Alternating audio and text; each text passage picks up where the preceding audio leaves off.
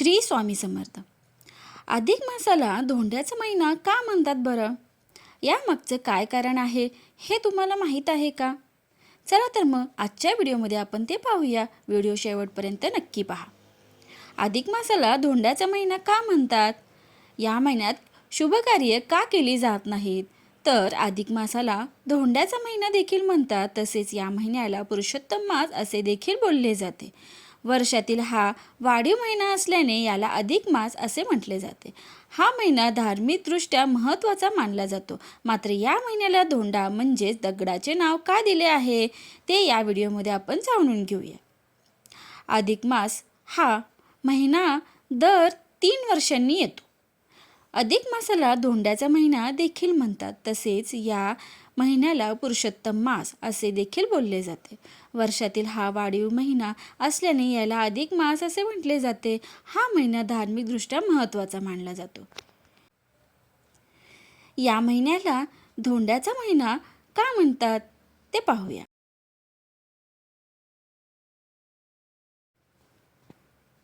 अधिक मास हा एक वाढीव महिना असतो।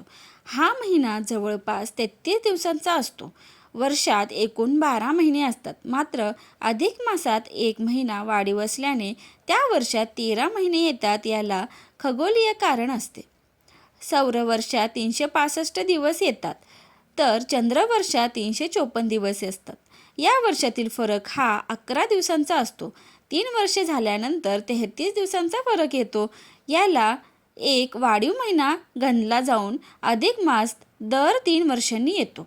हा महिना अतिरिक्त असल्याने यामध्ये कोणतेही शुभ कार्य केले जात नाही। या महिन्याकडे निष्काम म्हणूनच पाहिले जाते। त्यामुळे पूर्वी या महिन्याला धोंडा किंवा दगड असेही म्हणायचे।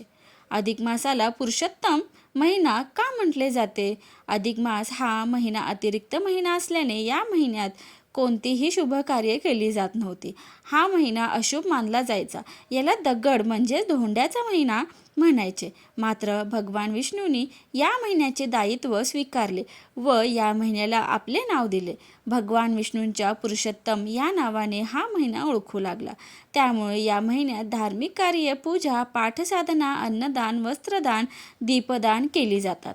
भगवान विष्णूंची भक्ती, मंत्र, उपासना केली जाते। विष्णू सहस्त्रनामाचा पाठ या महिन्यात केल्याने भगवान विष्णूची कृपा प्राप्त होते अशी मान्यता आहे। त्यामुळे आपल्या घरात सुख, शांती, समाधान, संपत्ती, संततीने भरभराटी होते। व्हिडिओ कसा वाटला कॉमेंट करून नक्की सांगा। व्हिडिओला लाईक, शेअर आणि सबस्क्राईब करायला विसरू नका। धन्यवाद।